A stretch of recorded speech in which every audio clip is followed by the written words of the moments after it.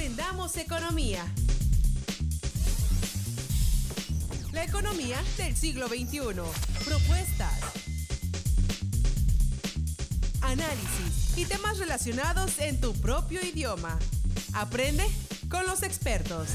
Aprendamos economía. Las finanzas en la universidad del siglo XXI. Hola, ¿qué tal? Buenas tardes. Ya estamos en su programa Aprendamos Economía, en la economía del siglo XXI.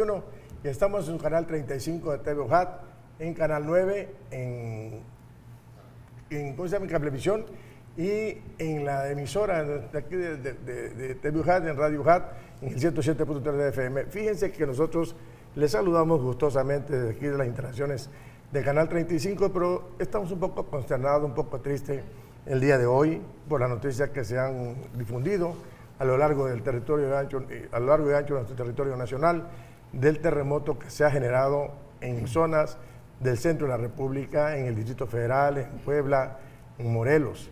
Es interesante recordar esta parte, no tanto por el interés, sino porque en 1985, un poco más de 32 años aproximadamente, se generó un terremoto terrible que destruyó gran parte de la Ciudad de México.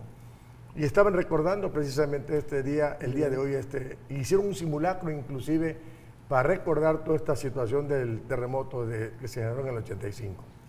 Y resulta que horas más tarde, 2, 3 horas, 5 horas más tarde, se vuelve a generar un terremoto terrible en la Ciudad de México, logrando que esto se magnificara de forma tal que hablamos de una destrucción tremenda, quizá un poco menos que en 85, pero no menor en magnitud. Edificios, condominios, edificios de oficinas, escuelas, hospitales, una serie de infraestructura que se ha venido destruyendo en el país. Ese terremoto es el 7.2, casi parecido en el 85 con 7.6 más o menos. Y bueno, antes de continuar sobre este tema, yo quiero presentar a mis amigos aquí que están en este programa, a Bolívar y a Gildardo, que vamos a tratar el tema el día de hoy sobre el terremoto. Bolívar. Sí, buenas tardes, compañeros. Efectivamente es tristeza el día de hoy. En la mañana, inclusive aquí en el estado se sintió, pues, algunas personas sintieron el temblor. Pues recordar esta parte con respecto al 85, ¿no? La magnitud del temblor. Gildardo. Bueno, lamentablemente este martes que veníamos con muchas ganas de tratar un tema económico, bueno, estamos iniciando con esta situación que pues a todos nos trae pues preocupados, sobre todo a los que tenemos familias en la Ciudad de México. Yo quisiera comentarles que si alguno que nos está escuchando o nos está viendo en estos momentos, que tengan familia en la Ciudad de México, que no han podido entrar en contacto con ellos, que no se preocupen. El sistema de comunicación en algunas partes de la Ciudad de México se ha caído. Les voy a poner un ejemplo. Yo tengo un hijo, bueno, 2 hijos allá y un hermano. En la comunicación interna entre mis hijos y mis hermanos y mi hermano no se da en la zona, pero yo el desde colapso aquí, en la zona, ¿no? yo aquí puedo entrar en contacto con ambos, ¿sí? Ajá. Y de alguna manera es una forma de estar en comunicación y pasar información a cada uno de ellos. En algunos casos es diferente. Están en comunicación internamente, pero no están en comunicación al exterior, hacia afuera. Entonces, no se preocupe. Yo creo que lo que decía el maestro Paz, vinculándolo con el sismo del 85, ahorita, por ejemplo, acaban de dar un corte de 71 muertos, pero la mayoría está en Puebla, en Morelos y en la Ciudad de México. Oficialmente a esta hora habían 4 personas fallecidas. La mayor parte que nos ayuda en ese sentido es pues toda la experiencia y toda esa cultura de protección civil que desde el 85 hasta la fecha nos ha venido, de alguna manera formando y agarrando la experiencia. Es absurdo que se repita en el mismo día de hace 32 años y que se hiciera un simulacro antes del sismo y que curiosamente a las 2 horas de ese simulacro se presentara este terremoto. Fíjate que hay varias cosas que quizá haya atenuado un poco. Muchos muertos, aunque no se sabe exactamente. La Ciudad de México es una ciudad muy poblada, es una de las más pobladas del mundo, y obviamente tiene una cultura ya más experimentada sobre sismos por la experiencia del 85, y que siempre se dan sismos en la Ciudad de México. Y la razón es que un horario un poco dificilón, niños en la escuela, los edificios que dicen que hay que checar después, los multifamiliares son los que se han caído, no hay casi familia en los edificios, el simulacro que hicieron en ese momento, gente estaba afuera, y yo creo que eso sirvió de alguna manera para que no exista una cifra escalofriante de personas muertas. Eso no significa que nosotros no podamos estar pendientes de ese grupo, de esa sociedad, de esa ciudad, que siempre ha sido solidaria con los estados cuando ha habido desgracia. Con nosotros aquí cuando se inundó Tabasco en el 2007, ellos fueron los primeros que armaron una forma de ayudar a Tabasco para traernos cosas que necesitábamos nosotros acá. Yo creo que ahorita, como todo mexicano nuestro que somos, todos nosotros, tenemos que ser solidarios con esa ciudad, con ese pueblo, que siempre que hay alguna catástrofe en cualquier parte de la República o del mundo, siempre está solidaria. Ahorita hay que esperar todos los anuncios que nos den las autoridades, hay que esperar hasta que el recuento final de todo lo que se derrumbó, de las muertes, de todo lo que el informe que hace el gobierno de la Ciudad de México y el gobierno federal, para enterarnos nosotros de lo que está pasando, de qué tenemos, cómo podemos ayudar, cómo podemos cooperar con esas familias, con esas personas del DF que siempre han sido solidarias con cualquier evento que se genere en cualquier parte de la República. Y precisamente hace unos días ellos estaban cooperando para apoyar a Oaxaca, para apoyar a Chiapas. Esas ciudades quedaron destruidas con el terremoto del jueves antepasado. Sí. Entonces yo creo que hay que estar pendiente con esta gente del DF y apoyar desinteresadamente a todos con lo que podamos. Ahorita tenemos que esperarnos un momentito de que las autoridades hagan un recuento de lo que ha pasado y cómo quedó esa ciudad. Bolívar. Sí, debemos que esperar precisamente ese recuento que tú dices, ese recuento de daños materiales y humanos. Curiosamente, el presidente estaba en Oaxaca para el recuento de los daños en Oaxaca cuando se da esto y se tiene que regresar también para el Distrito Federal. Sí, para el Distrito Federal. La Ciudad de México. La Ciudad de México ahora. Hay una experiencia que guarda en el 85, la solidaridad del chilango. Eso fue muy triste, ver ese terremoto en aquella época y cómo los chilangos, llamados allá, cómo se solidarizan, pues cómo cambian su cultura, que es diferente, ¿no? Claro. Y eso creo que se puede apreciar ahora en este nuevo. Fíjate que esa es una buena observación, maestro Bolívar. Decir la vida cotidiana en la Ciudad de México es una vida muy dinámica. Y una lucha por el más fuerte, sobre el más débil, por la sobrevivencia, por la sobrevivencia. Pero cómo cambia esa ley de la selva, vamos a llamarle así, cuando hay una situación como la que se está viviendo. Automáticamente todo se enlaza, hay una actitud de solidaridad y todo mundo, hay que ver las imágenes de la televisión nacional, cómo la cooperación, cómo las cadenas para empezar a sacar los escombros. Yo me hicieron una pregunta, ¿y dónde están los famosos topos? Bueno, los famosos topos ahorita ya son unos ancianitos de aquella época. Sí, ya en el 85. Lo que no pasa, se creó una cultura de topos. No, sí la hay. Sí, pues de hecho, sigue. Fueron a otros. Han ido a otros países con el apoyo de los perros, los caninos que tienen ese feeling y esa capacidad de detectar personas bajo escombros. Yo creo que esto lo vamos a ir viendo en la medida en que va pasando el proceso. Yo digo que tampoco hay que dejar de un lado a dos lugares importantes de la República, Puebla y Morelos. Sí. Porque ahorita todos los medios de comunicación están sobre la Ciudad de México. Sí, pero no tenemos mucha información de Puebla. Hablaban de unos 11, 12 muertos, no sé exactamente la cifra. Igual en Morelos llegan imágenes de que la carretera y puentes se han destruido en el estado de Morelos. Entonces no podemos también dejar a un lado estos dos estados que son hermanos de esta república y que también han sido solidarios con esta parte del país. Yo creo que hay que estar pendientes y muy atentos. Los informes que nos llegan de Puebla, se han caído edificios como una iglesia de cientos de años, se han caído edificios también en Morelos. Llega una imagen donde se abrió, iba manejando esa persona y se abrió la carretera.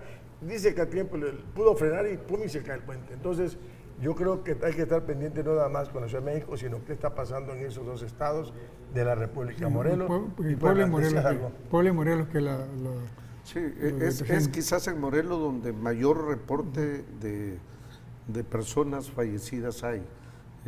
Hablaban hace rato de 44 en Puebla, el Estado de México. El chiste es que hay una cifra de 71. Preocupa algunos edificios que se colapsaron en el Distrito Federal, que al momento en que se llegue, que se tenga contacto con estas personas, bueno, conocer la situación. Y eso nos va a elevar la cifra. Pero independientemente, el daño humano que se dio con el 1985 es un gran abismo. Mira, hay espacios, por ejemplo, está mostrando aquí en la pantalla, aquí en el canal, de espacios que se han abierto en la tierra, arrasando completamente con casas, con habitaciones muy sencillas que hay ahí, y que no quedó nada parado. Nada, todo está arrasado. Yo creo que este terremoto, alguien decía que fue trepidatorio, y al ser trepidatorio, todo lo que está parado se cae. Y se abre la tierra, porque no es oscilatorio. Entonces, hay un terremoto un poco difícil. Hace tiempo la gente hablaba de una réplica, un terremoto más. Yo creo que es el que se esperaba. Bueno, pensando en la magnitud del problema que hay, no podemos saber lo que el planeta tiene en sí. Desconocemos absolutamente el comportamiento del planeta y lo que él hace con el afán de sobrevivir y de equilibrar y ajustarse a todo lo que hay. Yo creo que sí tenemos que estar pendientes, atentos a lo que está pasando con nuestros hermanos de Morelos, de Puebla, del Distrito Federal y de alguna parte del Estado de México. Tenemos que estar atentos con ellos.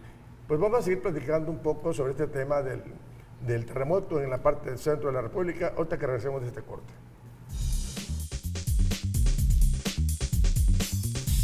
En un momento regresamos. Aprendamos economía.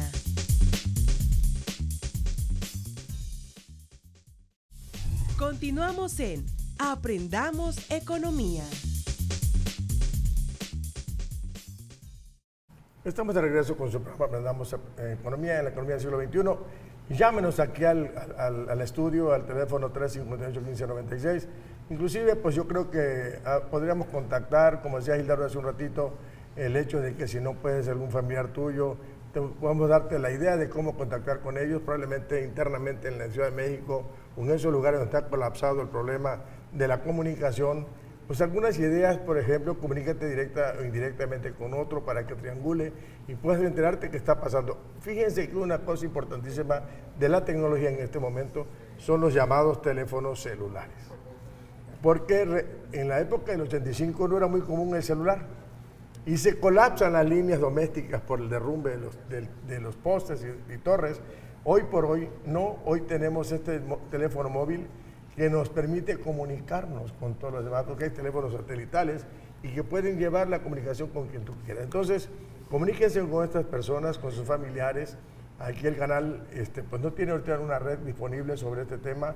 Todavía no hay una relación con lo que está pasando en el DF, pero seguramente de que por ser un medio de comunicación, tarde que temprano, llegará información para que ustedes puedan comunicarse, porque así es el sistema de comunicación en este país. Le hace llegar a todas las emisoras de radio y televisión los conductos, los canales propios para que las personas que tienen familiares, porque es raro que un tabasqueño no tenga un familiar, un amigo, una persona conocida en el Distrito Federal. Y bueno, a veces queremos saber cómo están ellos, en qué condiciones están.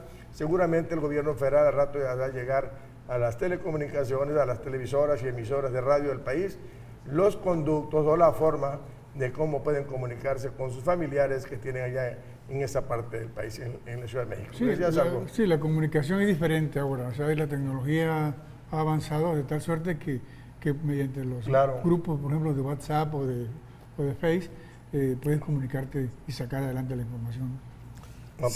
Ojo, si tú quieres hablar por teléfono y usas la aplicación de WhatsApp, está funcionando.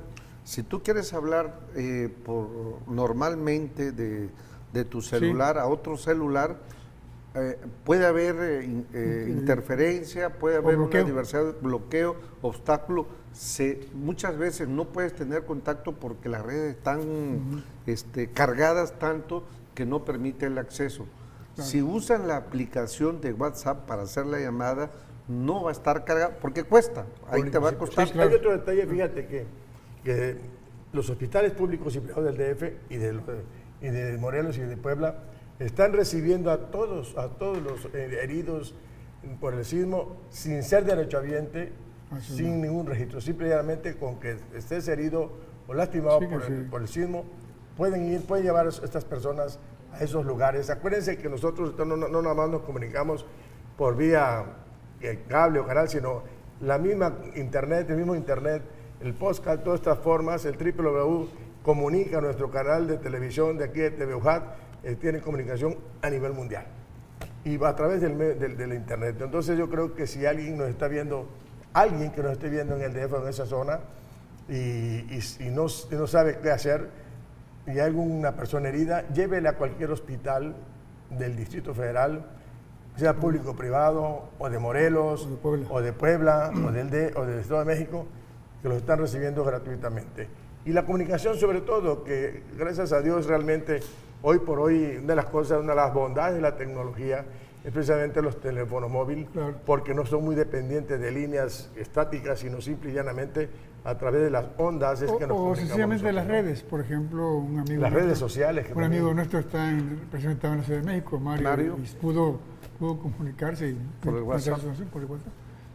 Eso también. Otro detalle del público, porque había pánico después a la hora o 2 horas, porque muchos querían salir vía aérea y el aeropuerto estaba cerrado. Y además, ya se reabrió el aeropuerto. Parece ser que el aeropuerto 2 es donde hubo daños. En el aeropuerto número 2, en la terminal, en lo que es el aeropuerto número 1, el más viejito, las cosas están funcionando bien. Mejor. Y entonces ya hay apertura, ya hay salidas y llegadas de vuelo. Nada más que no entre el pánico, porque si muchos quieran salir de la Ciudad de México, va a ser difícil porque los vuelos son programados, es un número limitado. Yo creo que lo que valdría la pena, los que estamos aquí en Tabasco, que nos están escuchando, que tenemos familiares en la Ciudad de México, bueno, ya el sismo ya pasó, las réplicas, han venido algunas réplicas y la tendencia de las réplicas es que cada vez son menores. Y bueno, es una situación que no podemos ir contra la naturaleza. Claro. Es algo, coincidieron hoy 2 sismos, porque fueron 2 sismos, uno con epicentro en Puebla y el otro con epicentro en Morelos, y por una diferencia de 2 segundos, terminando el uno, entraba el otro 2 segundos después. Entonces eso es algo que nunca he visto y que de alguna manera complicó toda la situación en la Ciudad de México. Estaba diciendo el gobierno del Estado que en la casa sede que tiene la embajada, por decirlo de alguna manera, en la casa del gobierno del Estado, del gobierno del Estado de Tabasco, en el DF, que pueden comunicarse allá, pero la forma de hacerlo es a través de las redes de WhatsApp, de Facebook, porque ellos están recibiendo información de los tabasqueños que quieren enterarse en qué condiciones están sus familiares y amigos que están viviendo en la Ciudad de México. Entonces, el Facebook, Representación Tabasco CDMX. Ahí pueden comunicarse ustedes para cualquier información que quieran obtener de familiares, amigos o gente que ustedes conocen que están radicando en el DF o en el DF o en Puebla. Nos va a costar un poquito más trabajo saber cómo están las personas que tienen en Puebla o en Morelos, porque no hay una red de comunicación entre la sede que tiene el gobierno del Estado de Tabasco en el DF, pero de alguna manera pueden enterarse, está más cerca que nosotros para saber, porque va a fluir la información de Morelos y de Puebla al DF y ahí se pueden enterar de todo lo que usted quiera hacer sus familiares. Estás hablando de la representación del gobierno del Estado en la así Ciudad de es, México. en la Ciudad de México. Sí, por otro canal también para Sí, poder... sí, no, claro. no hay que olvidar que esta representación de alguna manera tiene vínculos con la población tabasqueña. Allá. No sé si tengan los censos que antes tenía la A lo mejor está más representación, actualizado en este momento. que lo Pues, actualizaban, había vínculos, y si no, bueno, en la interrelación que hay entre los tabasqueños que viven en la Ciudad de México, acuérdense cuando nos tocó vivir allá, bueno, era una forma de vínculo, Claro. y cuando sucedía una situación de esta naturaleza, siempre existía la comunicación para apoyarse mutuamente. Y ahorita mucho más, ¿no? En Claro. esta situación que hay. Yo pienso que ahorita la situación de comunicación que tiene actualmente el país, las nuevas tecnologías que hay, yo creo que eso va a permitir de que haya mayor fluidez en la comunicación con todo lo que hay por allá. No dejemos, esto hay que estar pendiente, hay que estar atentos. El planeta se está acomodando. Desgraciadamente nuestro país está en la zona sísmica de la famosa franja de San Andrés, y en esa falla está. Yo platicaba con un geólogo que una vez, después del jueves, platiqué con él y me dice, lo raro que pasó en Tabasco es que nuestro suelo tiene ludita, algo así, y no sé qué otra cosa, que es difícil que tiemble aquí, que se caigan las cosas, pero de alguna forma pasó, y me le digo un día, vamos a platicar ahí en el programa. Me interesaría, ¿por qué razones? Porque dice, él sabe, perfora no sé cuántos metros hacia abajo, y no es el suelo del DF. En el DF son cavernas que me explicaba él, y si hay un edificio construido ahí, y se cae una piedra, ¡pum!, se derrumba todo. Acá en Tabasco, ¿no? Y me pareció muy interesante su plática. Le digo, hoy te invito un día al programa y vamos a platicar sobre este tema porque también afecta a la economía. De alguna manera. Tabasco se inunda. Se inunda. Y eso me decía él. El problema de Tabasco es que se inunda y toda la tierra que llega, como el agua la absorbe la tierra y se van los residuos de arena, va tapando grietas. Y no hay grietas en el subsuelo de Tabasco. Y me explica todo eso y creo que así es interesante la plática de él.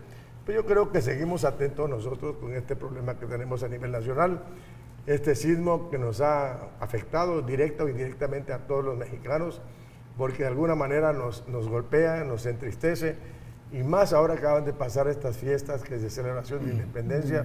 Yo creo que guardemos un poquito de silencio en cuanto a estos amigos o estas personas que están sufriendo lo indecible, si se murió algún familiar, si se destruyó su casa o algo que haya pasado. Esperemos en Dios que los daños humanos sean el mínimo, porque al final de cuentas algo sucede en las personas y cuando menos te los imaginas, porque se hace en el lugar menos oportuno y en el lugar equivocado, en el momento equivocado, resulta que te tocó a ti esa parte de dejar la vida en este momento. Fíjate, José Juan, que hay que ver la reacción que tuvo la comunidad internacional. Claro.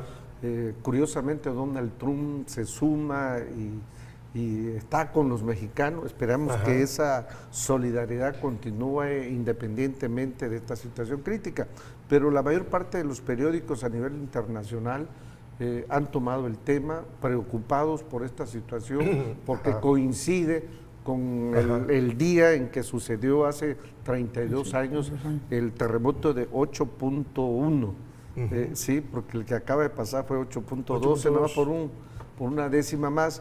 El País, que es un diario español, el Clarín, que es un diario de Argentina, el Fígaro, que es un diario francés, el Mercurio, que bueno, hay todos los diarios. Todos tocan el problema del terremoto. Están tocando el problema del terremoto y de alguna manera solidarizándose desde su país.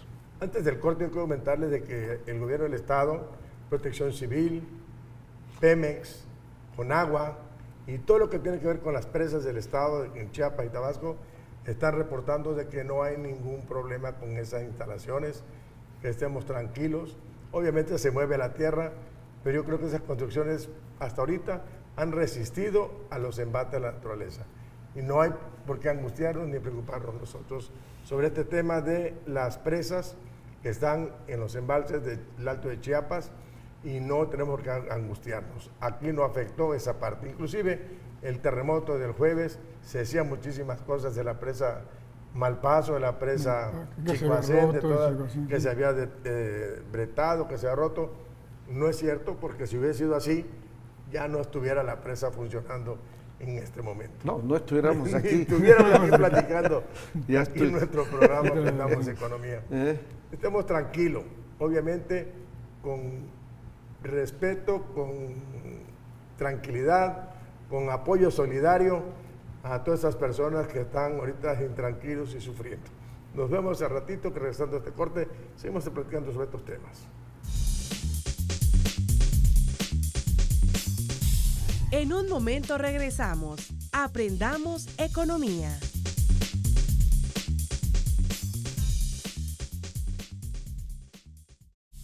Continuamos en Aprendamos Economía. Ya estamos de regreso con su programa Aprendamos Economía, la economía del siglo XXI, y estamos transmitiendo desde el canal de televisión de TV UJAT, en el canal 35. Y si nos quiere seguir viendo por cablevisión, estamos en el canal 9. Y si nos quiere ir escuchando en su carro, se va manejando, o en su casa, pues estamos en el 107.3 de FM de Radio UJAT. Escúchenos, llámenos, aquí tenemos un teléfono en el estudio, el 358-1596. Esperamos sus comentarios, sus sugerencias, también sus saludos. Y luego alguna cosa que quieran saber, cómo comunicarse al DF con lo que estamos platicando del terremoto que pasó por allá en el centro de la República. Creo que a la gente que está aquí les pueden orientar, porque hay información que el gobierno del Estado manda, que el gobierno federal manda, no nos ha llegado todavía. En su momento creo que la emisora dejará decir cómo es el conducto, cómo se van a conducir ustedes para que obtengan información de lo que se requiere. Ahorita no tenemos nada porque está el gobierno haciendo su recuento, el análisis, todo lo que tiene que ver con respecto al problema que tenemos allá en el Distrito Federal.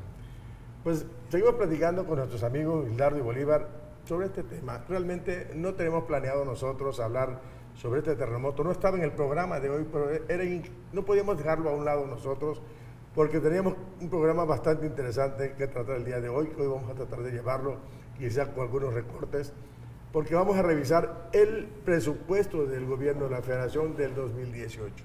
Y teníamos muchísimas cosas que comentar con ustedes, pero no era justo, no era prudente que nosotros no tocáramos lo que acabamos de comentar acerca del sismo que se generó hace unas horas en el centro de la República, en el Distrito Federal, en Morelos y Puebla.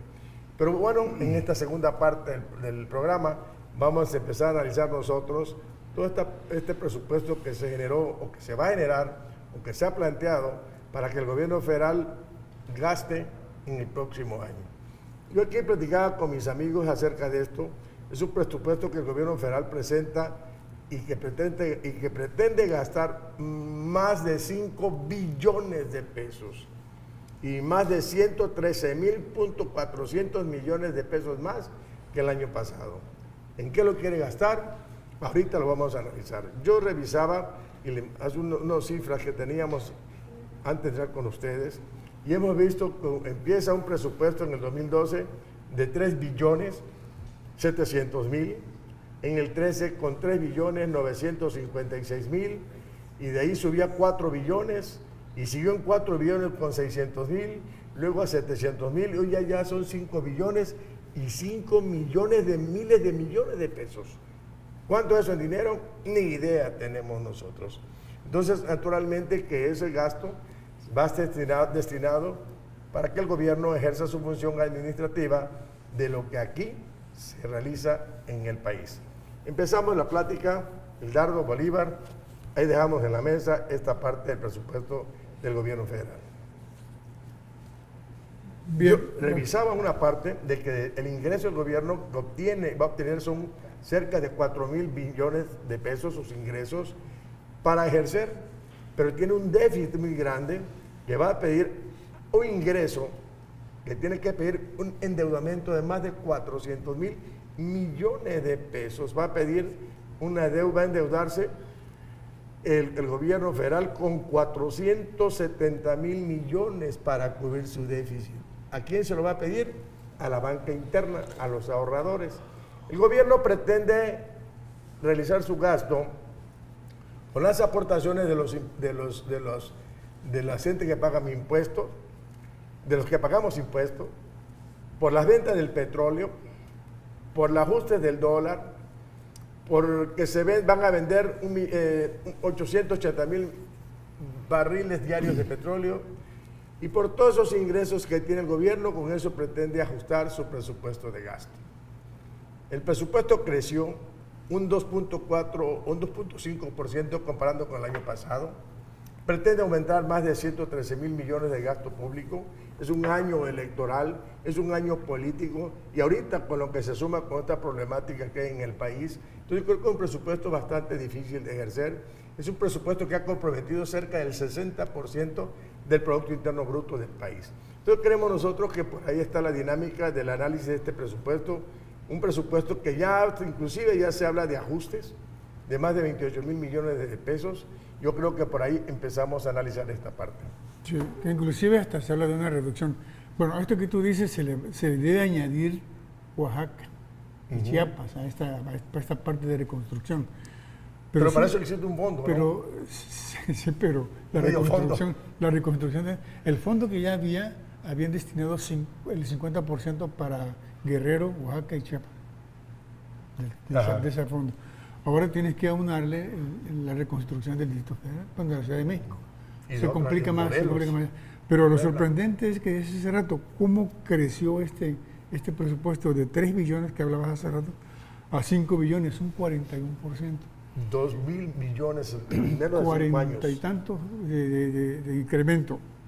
Aunado a eso, cuando hablamos del gasto programable, vemos que el gasto corriente está creciendo demasiado en comparación con el gasto de inversión. El gasto corriente va aumentando en el periodo que analizamos como de un 2.8, y en cambio el gasto de inversión va al alza también por encima del gasto corriente, ¿no? O sea, por cada peso que gaste el gobierno, 20 centavos se dedica a la parte de la inversión y 80 centavos se dedica a la parte administrativa, a la parte corriente. Así es. Tan es así que se maneja ahí un recorte en educación. Fuerte. Y salud. El sector social. Decía Luis Nardo. Bueno, mire, yo creo que para irnos poniendo de acuerdo, el pasado 8 de septiembre el gobierno federal presentó ante el Congreso, que por cierto no había quien lo recibiera, porque había un conflicto ahí en la Cámara de Diputados. Ya estamos de acuerdo con lo que está diciendo, no que ya no pusimos de acuerdo, estamos analizando. Presentaron lo que se llama el paquete económico. El paquete económico tiene los criterios de política económica, y los criterios antes del proyecto de presupuesto de egreso están los criterios de política económica. Y en los criterios de política económica, bueno, se plantea, la Secretaría de Hacienda plantea las metas de los principales indicadores de la economía para justificar su proyecto de presupuesto. A mí me llama la atención porque en este enfoque de criterios de política económica están planteando que nuestra economía va a crecer del 2 al 3%. Supuestamente habían planteado en los criterios de este año que está vigente, que iba a crecer del 2 al 2.6. No sabemos cómo termina. Hay muchas expectativas de que estamos reapuntando en el crecimiento del PIB, pero estos temblores nos va a pegar bastante, no solamente por la desviación de gasto para la reconstrucción, sino por la actividad económica que se va a colapsar, que se va a estancar por esta situación crítica. Claro. Eso es una. Supuestamente el Producto Nacional Bruto monetariamente en el 2017 está contemplado que sea 21 billones, .2, 21 estimado para este año. Pero y con ese crecimiento del 2 puntos, que es alto, cuando hay 1.7. Por eso, están estimados al 2, por eso, en promedio. En promedio. El paquete es justificar lo que estamos analizando ahorita. Por eso, en promedio del crecimiento de la economía del 2 al 2.6 para este año va a ser 21 billones .2. Para el próximo año se tiene contemplado que el PIB crezca a 22 billones .8. Sin embargo, si deflactamos, si metemos la inflación que este año ha jugado un papel muy importante, Ya lleva al 6%. Más o menos. vamos a crecer menos el próximo año que este año. ¿Sí? ¿Por qué? Porque al meter la inflación a precio constante, esos 22 billones van a quedar como en 16, 17, no sabemos exactamente, porque todo esto es una estimación. Curiosamente también esta política de criterios económicos está contemplando que el tipo de cambio va a cerrar este año a 18.7, o sea, 18.10. para aquellos, ustedes que les gusta comprar dólar cuando está en 17 conozco, pesos, hermano, bueno, se tiene contemplado a 18.7, quién sabe cómo va a quedar. Y para el próximo año, curiosamente, están planteando que va a ser 18.1. O sea que el tipo de cambio va a cerrar a un precio más alto este año y el próximo año se va a reducir. No sé cómo. Pero también hay que unirle ahí el precio del barril de petróleo también, que maneja Claro, variable. Ya el barril es historia, ya el petróleo, No, porque olvídate del por eso petróleo. ellos lo consideran, pues son los ingresos que hacen eso. Consideran un precio de $46. Bueno, están la política, sí, pero baja el volumen de petróleo, ahorita vamos para allá. La inflación para este año, a finales fue contemplado a 5.8. Ya tenían ellos contemplado su incremento de los combustibles a partir de enero. Contemplando su incremento de combustible y su forma de tratar para ir liberando el combustible en el curso del año, ellos calcularon que íbamos a cerrar con 5.8 de inflación. Al mes de agosto ya llevábamos el 6.7.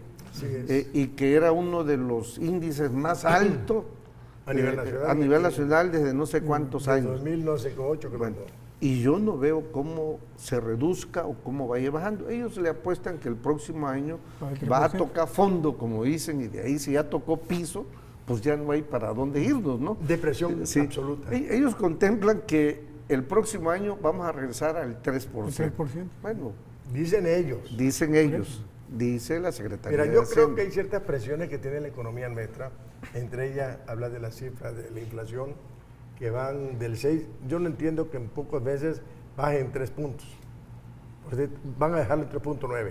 Bueno, lo otro es el crecimiento que todos estiman el 1.7%. Y luego el endeudamiento que pide el gobierno de 470,000 millones. Un presupuesto bastante difícil de armar, porque al final de cuentas, en el 2018 estamos hablando de cerca de 7,000 desempleos. Pero este tema que estamos analizando lo seguimos contemplando después del corte, ¿les parece? En un momento regresamos. Aprendamos economía.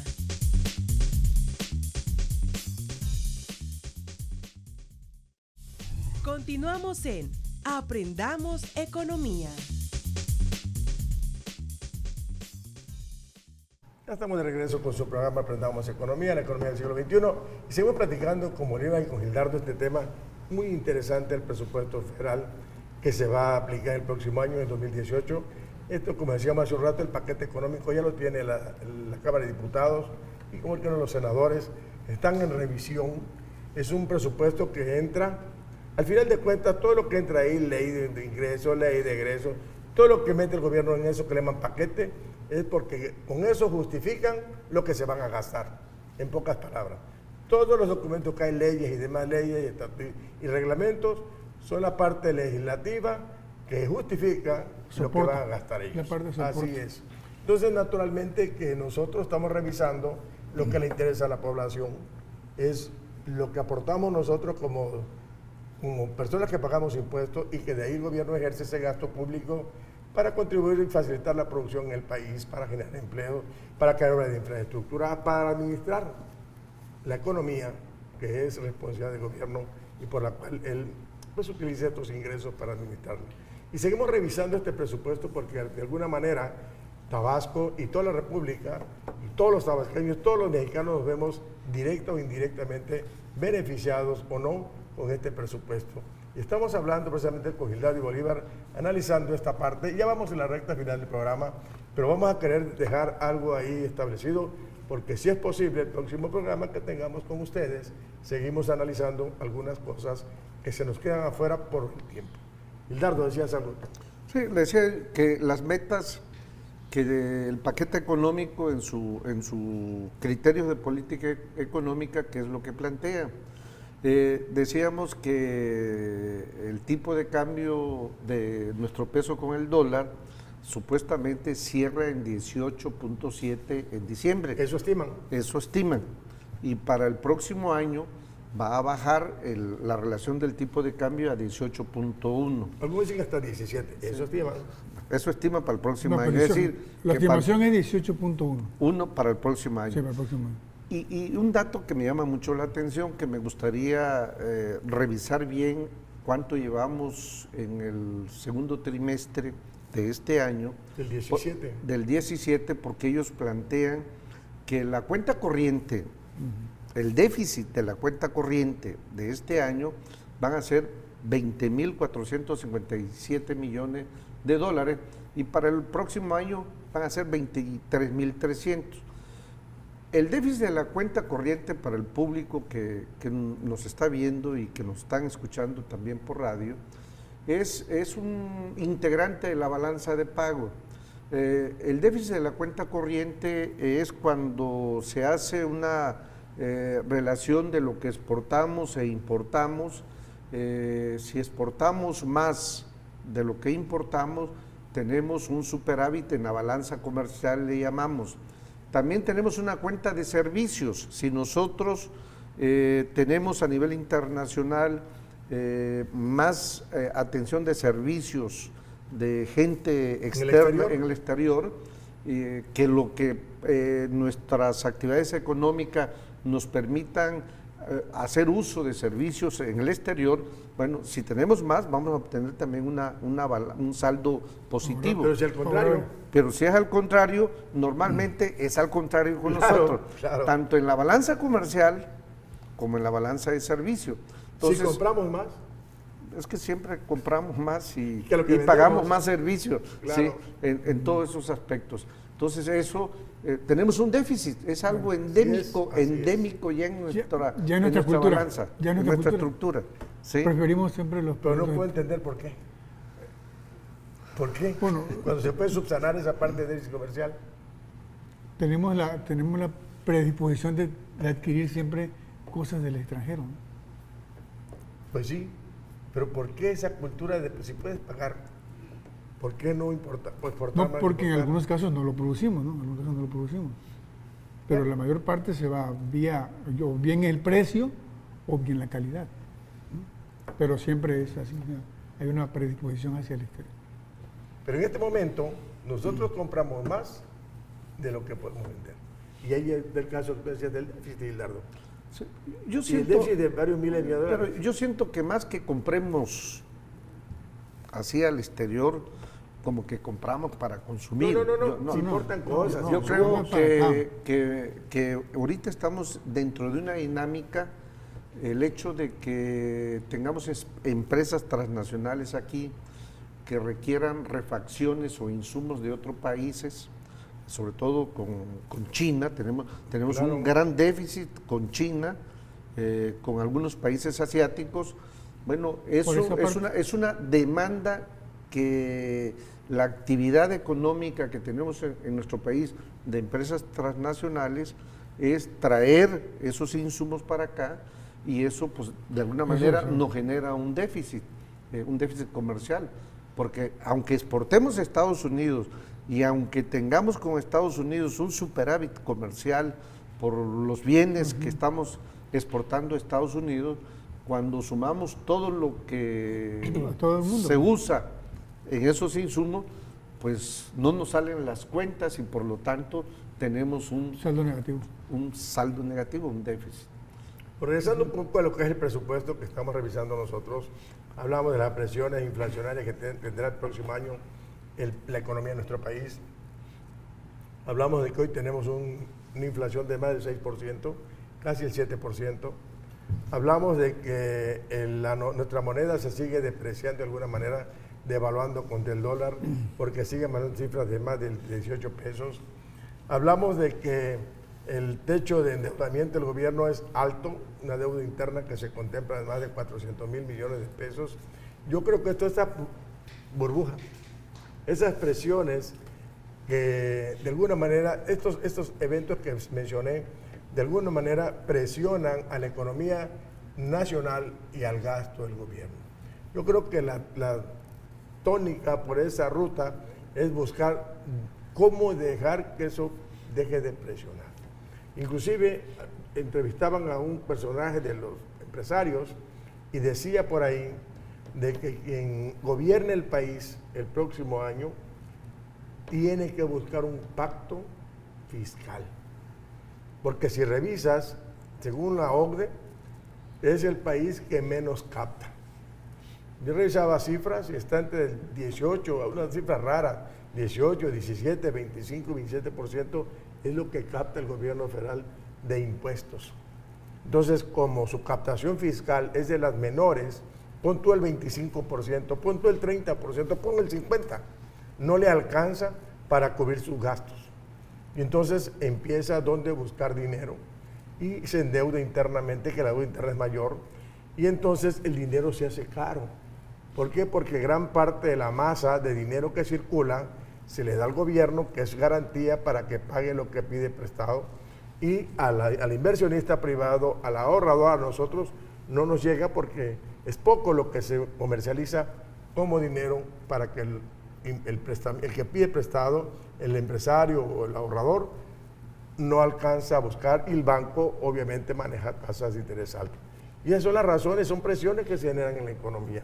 Entonces, alguien decía por ahí de que el gobierno que venga a administrar el país el próximo sexenio tiene que buscar una forma inteligente de cómo agenciar más recursos. La reforma fiscal que se hizo como que no ha rendido los frutos que se esperaban. O ya se agotó. O ya se agotó. Sí, sobre todo la disciplina fiscal, o sea, creo que ahí está en la disciplina fiscal, ¿no? Yo creo que se agotó muy pronto, porque fue con buenos planteamientos, con buenas ideas, pero tomó un sesgo totalmente diferente y no tuvo el sentido por el cual se había posicionado la reforma fiscal. Fíjense que yo creo que esto, ya metiéndonos al número en sí de la configuración de los 5 billones que va a ser el presupuesto del próximo, o la propuesta de presupuesto, porque siempre hay alguna modificación. Sí, a mí me gustaría, o sea, ese presupuesto o esas cifras se sustentan en base a ciertas metas, o sea, a ciertos objetivos de política económica. A mí me llama mucho la atención que todo lo que armemos en nuestros criterios de política económica dependa curiosamente del porcentaje de crecimiento de la economía de Estados Unidos. Entonces dice, para que alcancemos esas metas, en Estados Unidos el crecimiento, las metas de este año deben de ser del 2.1, y para el próximo año la economía de Estados Unidos debe de crecer el 2.4. Si no crece la economía de Estados Unidos en esos parámetros, sencillamente todos nuestros objetivos que nos estamos planteando no fuera. Pero además, un factor importante, el crecimiento de la industria. Una cosa es el crecimiento general, también nos medimos y buscamos el objetivo de que este año, para alcanzar las metas de los objetivos, porque ahora es presupuesto por resultados, no por programas. Por cero. Sí, debe de comportarse en este año el crecimiento industrial 1.9 y el próximo año 2.4, o sea, debe de crecer. Y la inflación, un factor interesante, debe de mantenerse al 2% en Estados Unidos. Estos 3 indicadores de la economía de Estados Unidos definen la situación de la economía nuestra economía mexicana. Porque el 80% de lo que producimos se va para Estados Unidos. Vamos cerrando el programa, 30 segundos de lo que estamos platicando, porque ya esto se cortó. Ya se se acabó cortó. el día de hoy. Bueno, falta bastante, no creo que en estos 5 segundos podamos conectar mucho, ¿no? No, a mí me preocupa que anda un comercial que dice que ahora el sector agropecuario obtiene divisas mayores que Pemex, que turismo y que los migrantes. Fuera del ¿cómo se llama? programa te lo voy a decir por qué lo tiene. Fuera del programa te lo digo porque lo tiene. Yo creo que vamos ya cerrando esta parte, dime. Sí, somos el productor más de segundo lugar en la producción de alimentos en el mundo, ¿no? Ajá. Sí, pero no tenemos ese monto de divisas, no salen las cuentas. Yo creo que llegamos al final. Continuamos con este tema del presupuesto de 2018, el próximo programa. Gracias por sintonizarnos y a sus órdenes, como siempre. Hasta pronto. Esto fue Aprendamos Economía, las finanzas en la universidad del siglo XXI.